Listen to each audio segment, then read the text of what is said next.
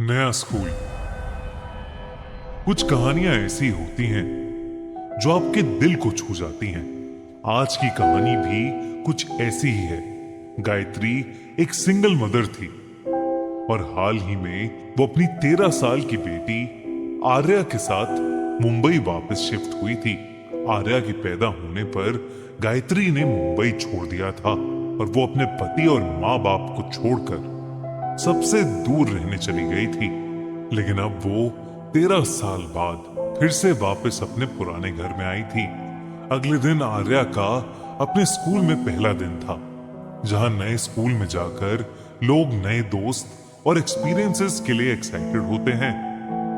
वहीं आर्या बेहद घबराई हुई थी, क्योंकि अक्सर लोग नई जगहों पर उसे एक्सेप्ट नहीं करते थे। इसकी वजह थी कि वो स्पेशल थी।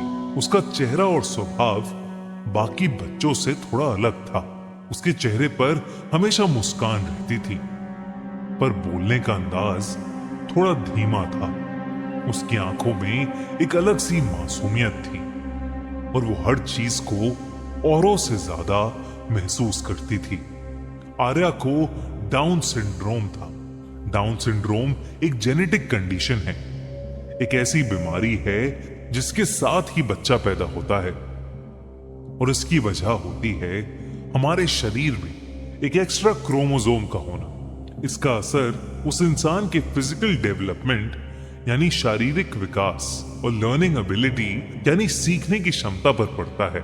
डाउन सिंड्रोम से सफर करने वाले लोगों के बोलने की रफ्तार थोड़ी धीमी हो सकती है और चेहरे में भी कुछ डिफरेंसेस दिख सकते हैं, लेकिन इसका मतलब ये बिल्कुल नहीं है कि वो कमजोर होते हैं। सच तो ये है कि डाउन सिंड्रोम वाले लोग दिल के बहुत साफ, प्यार देने वाले और भावनाओं से भरे होते हैं। उनकी खुशियां छोटी छोटी चीजों में होती हैं और उनकी मुस्कुराहट बहुत सच्ची होती है। और ऐसी ही कुछ आर्या भी थी, दिल की एकदम साफ। पर नए स्कूल में आर्या का पहला दिन अच्छा नहीं जा रहा था। सब बच्चे उसे अजीब तरीके से देख रहे थे। जब ड्राइंग की क्लास शुरू हुई तो क्लास में टीचर ने उसे स्केचबुक निकालने को बोला, और उसके चेक करने पर उसे अपनी स्केचबुक अपने बैग में मिली ही नहीं। उसे समझ नहीं आ रहा था कि ऐसा कैसे हो सकता था, क्योंकि उसे याद था कि उसकी माँ ने उसके बैग में उसके लिए नई स्केचबुक रखी थी। टीचर ने बिना सोचे समझे आर्या को सबके सामने डांट दिया। बच्चों ने उसका खूब मजाक उड़ाया। टीचर के जाते ही 3 लड़के अयान, रोहित और कबीर उसके सामने हंसते हुए आए और उसे स्लो होने के लिए चढ़ाते हुए उसका मजाक बनाने लगे कि कैसे वो लोग उसके सामने उसके बैग से ड्राइंग बुक निकाल के ले गए और उसे पता भी नहीं चला। ये सुनकर आर्या की आंखों में आंसू आ गए।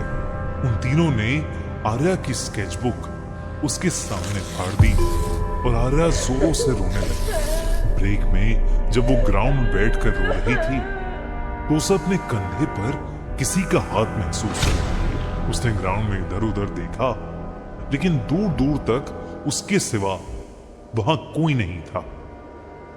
पर जब उसने वापस जाने के लिए अपना बैग उठाया तो उसके बैग के ऊपर वही स्केचबुक रखी थी, पर एकदम नई। और तो और उसके अंदर नए स्केचेस बने हुए थे, उसके फेवरेट समुंदर के, और उनके नीचे लिखा था दीप और आर्या। आर्या को ड्राइंग करना बहुत पसंद था और उसकी ड्राइंग टीचर उसे पसंद नहीं करती थी, क्योंकि आर्या अलग दिखती थी। इसलिए उसकी ड्राइंग टीचर उसके साथ भेदभाव करती थी और उसे क्लास में सबसे ज्यादा डांटती थी।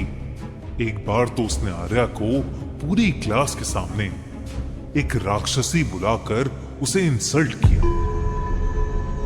आर्या उस दिन भी बहुत रोई, लेकिन उसके अगले ही दिन उसकी ड्राइंग टीचर के साथ कुछ अजीब होने लगा। एकदम से उनका एग्जाम पेपर्स का फोल्डर गायब हो गया। उन्होंने उसे हर जगह ढूंढा, लेकिन वो पेपर्स उन्हें कहीं नहीं मिले। ये एक बहुत बड़ी गलती थी। जिसकी वजह से उस ड्राइंग टीचर को फायर कर दिया गया। पर आर्या की दिक्कतें खत्म नहीं हुई। वो तीनों लड़के अयान, रोहित और कबीर फिर से उसका सामान छुपाने लगे और उसे तंग करने लगे। लेकिन आर्या ने अब कुछ नहीं कहा।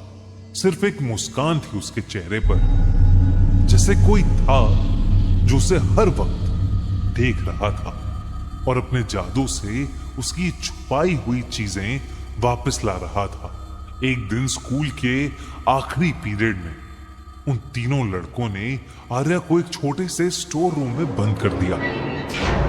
उस स्टोर रूम में सिर्फ अंधेरा था और कोई भी खिड़की नहीं थी। आर्या का दम घुटने लगा और वो चिल्लाती रही, लेकिन कोई भी उसकी बात नहीं सुन पा रहा था। तभी उस कमरे में एक तेज रोशनी आई। तब आर्या को दिखा कि करीबन उसके जितने बड़े लड़के का साया वहां खड़ा है। वो ये देखकर और घबरा गई, लेकिन उस स्टोर रूम का दरवाजा अपने आप खुल गया। इससे पहले आर्या कुछ समझ पाती, वो सफेद साया उसका हाथ पकड़ के उसे बाहर ले गया। वहीं वो तीनों लड़के जो आर्या को बुली कर रहे थे, जब कॉरिडोर से गुजरे, कॉरिडोर की सब लाइट्स बंद होने लगी। उन्हें एकदम से अपनी गर्दन पर किसी का हाथ महसूस हुआ और इससे पहले वो कुछ समझ पाते, किसी ने उनको हवा में उठा लिया और कॉरिडोर की दीवार पर पटक दिया। वो तीनों उसी दीवार से जैसे चिपक गए थे। वो लोग डर के मारे चिल्लाने लगे और मदद मांगने लगे और तभी उनके सामने एक सफेद परछाई आ गई, जिसकी शक्ल बिल्कुल आर्या जैसी ही थी और आंखें एकदम खाली थी और शरीर पर कई घाव थे। उस सफेद परछाई ने उनका दम घोटना शुरू कर दिया। उस साए ने उनसे कहा कि आर्या भी ऐसे ही तड़प रही थी। इस पर उन तीनों लड़कों का रोना निकल गया और वो आर्या को परेशान करने के लिए उस साए से माफी मांगने लगे और तभी उस साए ने उन्हें जमीन पर गिरा दिया और वो वहां से गायब हो गया। वो तीनों भागकर घर चले गए, लेकिन उस साए ने उनका पीछा नहीं छोड़ा। वो साया उन्हें पूरी रात उनके घर के हर कोने में दिखता रहा। अगली सुबह उन तीनों को तेज बुखार हो गया और वो बस एक ही चीज बड़बड़ा रहे थे कि आर्या उन्हें माफ कर दे और वो उसे कभी नहीं परेशान करेगी। उन लड़कों के पेरेंट्स ने आर्या पर शक करते हुए स्कूल की प्रिंसिपल से सारी बात शेयर की। प्रिंसिपल ने फिर सीसीटीवी चेक किया। फुटेज में आर्या कभी अकेली थी ही नहीं। हमेशा एक धुंधला सा साया उसके पीछे दिखता। आर्या की माँ गायत्री को स्कूल बुलाया गया। उसने आर्या से सब पूछा और आर्या ने बताया कि वो दीप है, उसका साया वाला दोस्त जो हमेशा उसके साथ रहता है। दीप का नाम सुनते ही गायत्री का चेहरा सफेद पड़ गया और वो चाहकर भी अपने आंसू नहीं रोक पाई। उसने प्रिंसिपल को देखा और बताया कि वो साया, वो आत्मा आर्या के जुड़वा भाई दीप की है। दीप और आर्या दोनों ट्विंस पैदा हुए थे और दोनों को ही डाउन सिंड्रोम था। जहां गायत्री ने इसे भगवान की मर्जी समझकर उन्हें खूब सारा प्यार दिया, वहीं गायत्री के हस्बैंड ने उन बच्चों को कभी एक्सेप्ट नहीं किया। एक रात जब गायत्री सो रही थी, तब शराब के नशे में उसके हस्बैंड ने दीप को जान से मार दिया और दीप के चिल्लाते ही गायत्री की आंख खुल गई। गायत्री आर्या को लेकर अपनी जान बचाते बचाते वहां से भाग गई। उसने शहर बदला, अपना नाम बदला, पर हर स्कूल में आर्या को डाउन सिंड्रोम की वजह से परेशानी होती रही और हर सोसाइटी में आर्या के साथ भेदभाव किया जाता, उसका मजाक बनाया जाता। इसी के चलते वो वापस मुंबई आए, इस उम्मीद में कि मुंबई जैसे शहर में आर्या को शायद अलग महसूस नहीं होगा। गायत्री आर्या के फ्यूचर के लिए हमेशा भागती रही और उस